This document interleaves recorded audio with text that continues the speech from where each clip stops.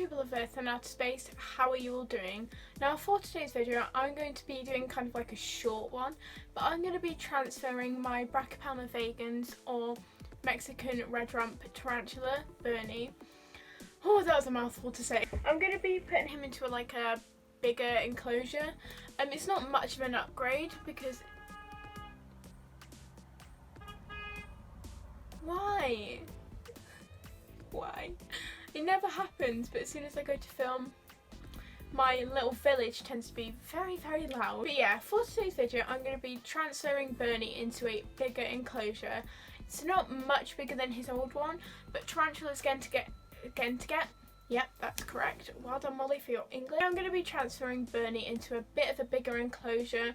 It's not going to be a huge enclosure upgrade, but it's going to be a bit bigger than his old one. Tarantulas tend to get quite stressed out when they're in a big environment.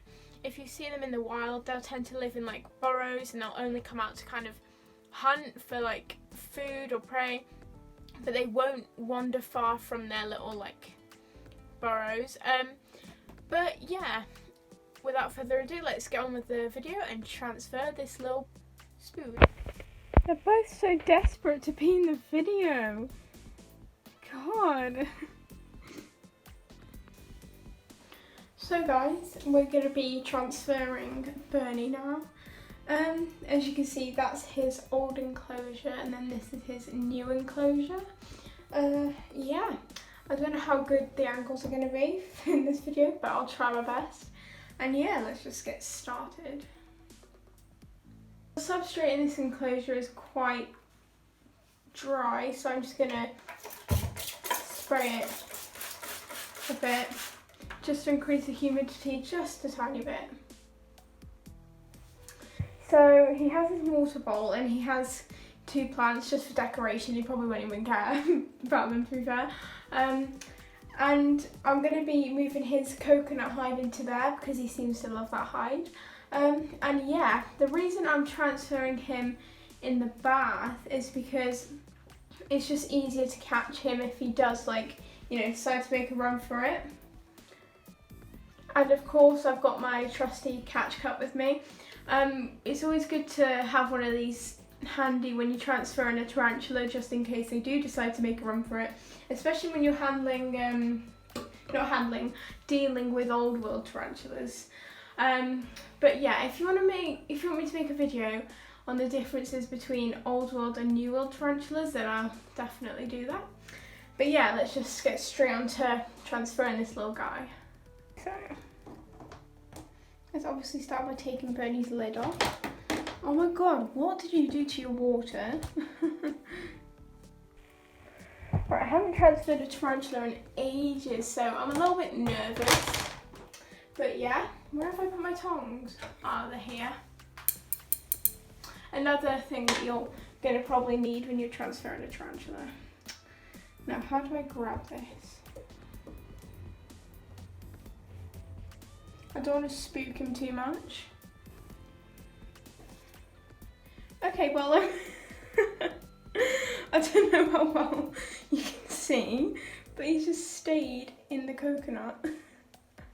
Oh dear. I don't know how well you can see this, but he's actually stayed in the coconut, so that's just made my job so much easier.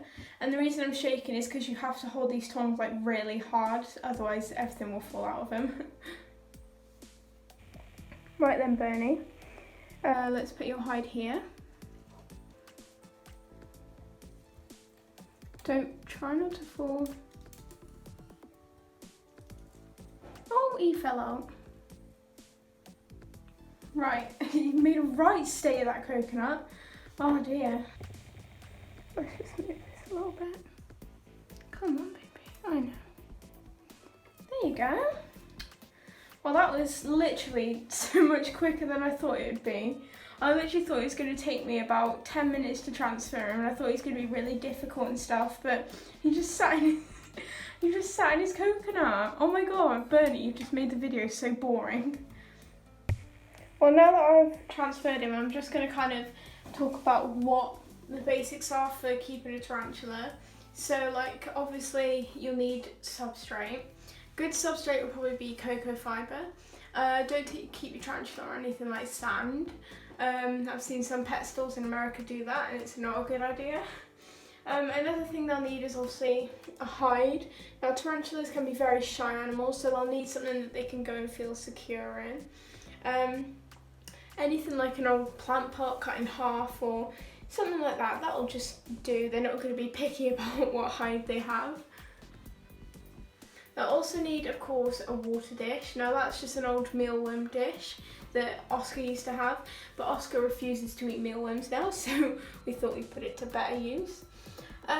Yeah, you can use like things like on a milk or like bottled drinks. You can use the caps off of them as water bowls, depending on like the size of your tarantula.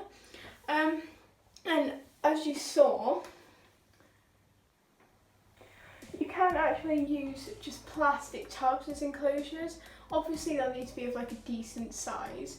But yeah, this one we got from the co-op. It was about £4, but we don't think they do them anymore because we haven't seen them there in ages.